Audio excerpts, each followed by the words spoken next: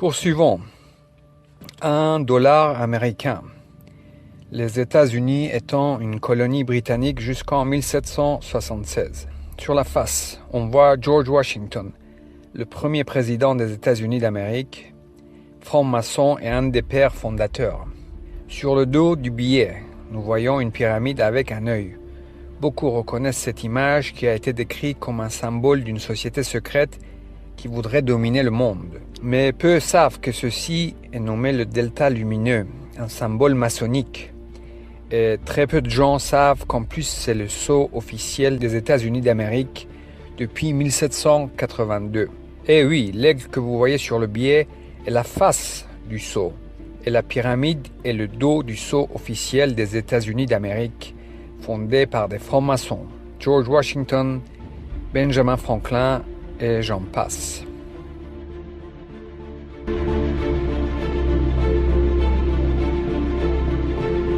Olive branch, and I think this really signifies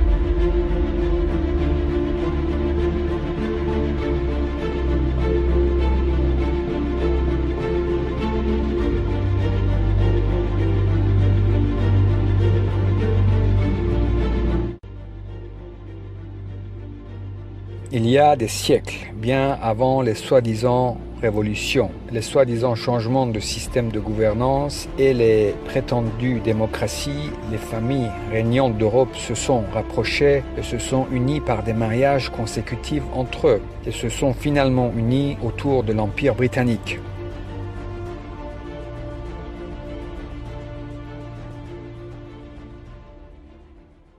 Ils se sont unis autour de l'Empire britannique et nous allons voir ici à quel point ils sont proches. Ici, nous voyons George V avec sa petite fille, la reine Élisabeth d'Angleterre. Donc ce George V avait une sœur qui s'appelait Maud, qui a eu un fils qui était le roi de Norvège, Olaf V. Et Olaf V a eu un fils, Harald V, l'actuel roi de Norvège, cousin de la reine Élisabeth d'Angleterre. Nous voyons à nouveau George V. George V avait un oncle qui s'appelait le prince Arthur, qui a eu une fille qui s'appelait Margaret. Et Margaret a eu une fille qui s'appelait Ingrid de Suède. Et Ingrid a eu une fille, Margaret II, l'actuelle reine du Danemark, cousine de la reine Élisabeth. Ce même Margaret, la cousine de George V, était aussi la mère de Gustave Adolphe, qui a eu Charles XVI Gustave, l'actuel roi de Suède, cousin de la reine Élisabeth.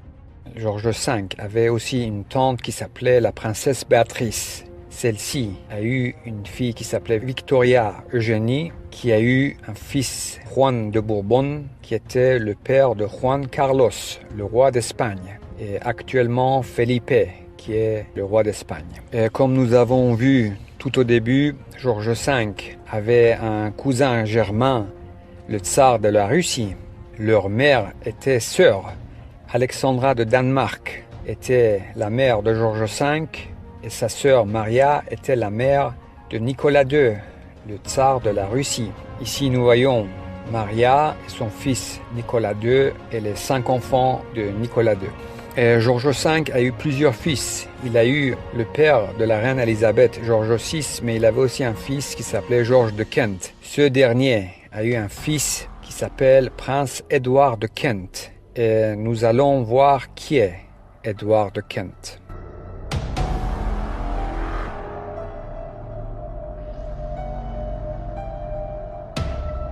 Following Grand Lodges.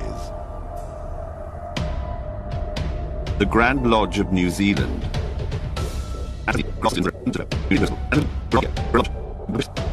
The Grand Lodge of the State of Israel.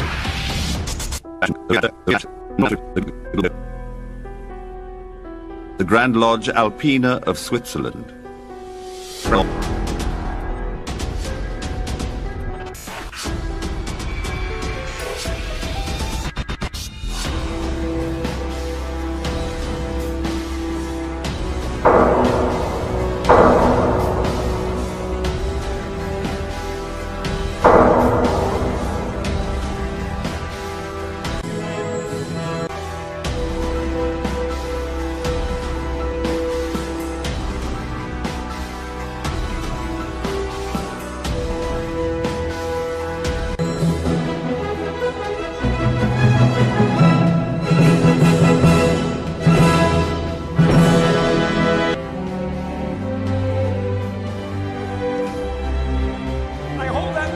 Self-evident, Brother Franklin, all men are created equal.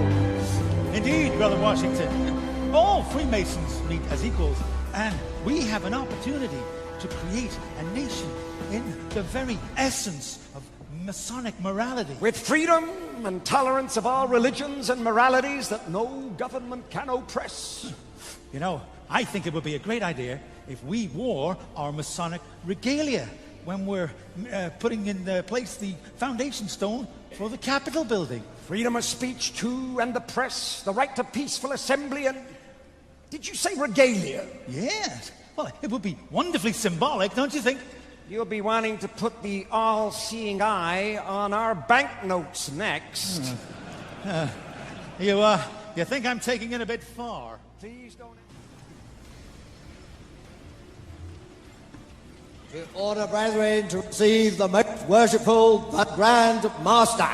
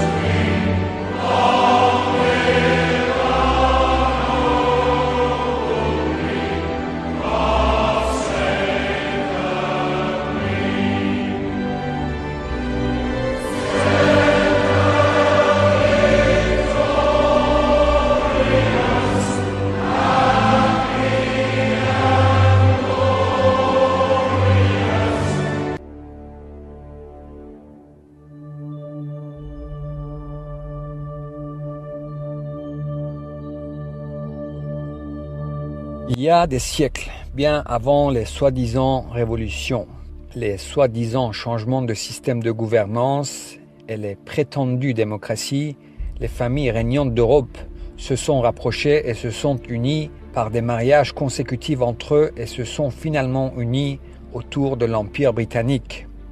Ces familles ont compris qu'afin de ne pas perdre leur pouvoir, ils devaient s'unir et de manœuvrer subtilement auprès des peuples leurs sujets. Face au peuple, ils devaient être une seule force, un seul groupe dans le monde entier. Ils ont compris que pour régner continuellement, ils devaient manipuler les gens, ils devaient former et utiliser diverses et multiples formes de gouvernement, d'États, de partis opposés, de dirigeants, bref, des fusibles remplaçables qui sauteraient à leur place et qui changeraient au gré des périodes et besoins. Et ils l'ont fait. Ils ont compris qu'ils devaient manipuler non seulement la majorité, mais aussi une minorité plus proche qu'ils avaient besoin de persuader et conquérir, qui serait plus ou moins au courant de cette vérité, des secrets, leurs gens. Et ils ont alors mis en place cette fraude de franc-maçonnerie. Des gens qui se penseront frères et chevaliers, qui penseront à travers leur activité quotidienne œuvrer pour le bien. Ils ont compris que pour réussir et arriver à leur fin, ils devaient procéder d'une manière méthodique, mathématique, scientifique, face aux masses et rester extrêmement bons et crédibles face à leur minorité. Pour les peuples, les masses, la fraude des États, les votations, la démocratie, les dictatures, les guerres, les coups d'État, les révolutions, etc., etc. Pour leurs gens, les francs-maçons, l'illusion d'une démarche vers un monde meilleur et équitable pour tous et de la bienfaisance et l'humanisme en surdose. Associations et fondations à volonté, faire de la bienfaisance à grande échelle et jamais leurs gens ne questionneront des bienfaiteurs soi-disant désintéressés.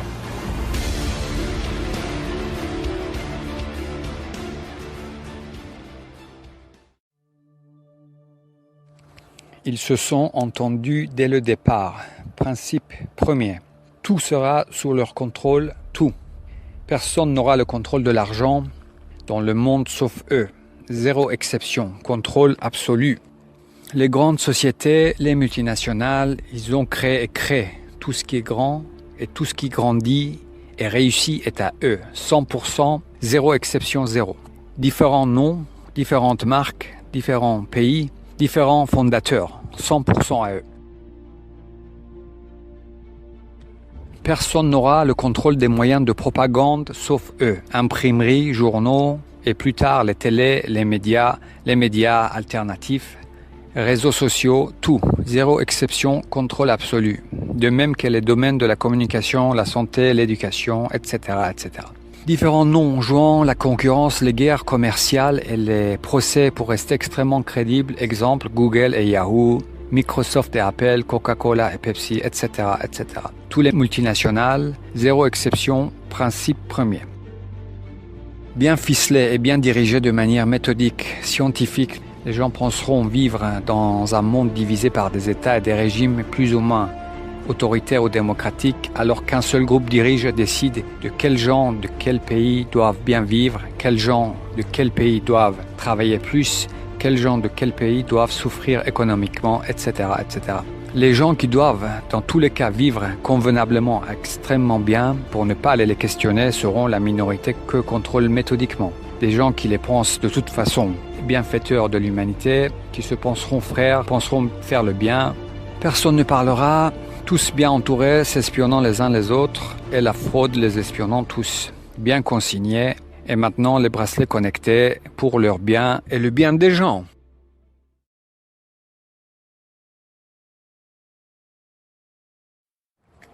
La politique dans le monde, c'est eux, à 100%. C'est un des principes premiers. Les partis opposés, les partis extrêmes qui s'insultent les uns les autres, les nouveaux partis selon les tendances, les parlements, les parlementaires, depuis des siècles déjà. Ceux qui trompent les gens sur ce qu'est vraiment la franc-maçonnerie, c'est eux, historiens, écrivains, journalistes, cinéastes, blogueurs, youtubeurs, plus ou moins connus, simples francs-maçons agissant pour la plupart innocemment, étant persuadés de protéger les bienfaiteurs de l'humanité. Ceux qui connaissent ces secrets n'ont aucune raison de vouloir les divulguer. Ils ont au minimum une vie décente, ils vont pas les laisser ils vont pas laisser leurs gens dans le malheur, sinon ils questionneraient les choses. Donc ils ont une vie qui va d'au minimum décente à extrêmement réussie, affaires, médias, politique, showbiz, art, sciences, etc., etc. Et comme ils les pensent bienfaiteurs, désintéressés, œuvrant pour le bien commun de tous, ils les protègent et participent et laissent faire. Le caritatif, ou comment créer des fidèles, construire une base et fidéliser autour. Frontalement, ce n'était pas possible. Alors, ils ont imaginé comment s'assurer le soutien et la fidélité d'une minorité autrement que par l'argent seul. Et ils sont arrivés à ça. À travers leurs tâches quotidiennes, ceux qui feront le bien tous les jours dans des structures mises en place par eux les penseront bons, des bienfaiteurs désintéressés. Ceux qui les verront installer l'eau et l'électricité dans des villages en Afrique les penseront bons. Ceux qui les verront moderniser des hôpitaux dans le tiers-monde les penseront bons. Ceux qui les verront aider dans des villages en Afrique les penseront bon. Et surtout, ne pas oublier de bien installer le Wi-Fi partout.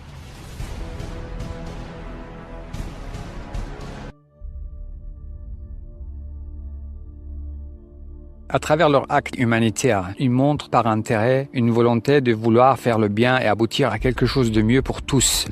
Ce n'est pas le cas, ce n'est pas leur but final. En agissant de sorte, ils savent que des gens honnêtes les protégeront, faisant confiance aux bienfaiteurs simples et désintéressés.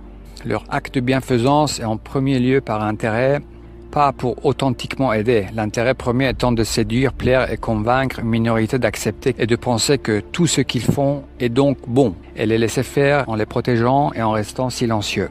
Aider les gens passer par la charité et la solidarité est une stratégie pour plaire et amadouer qu'ils ont élaborée il y a des siècles.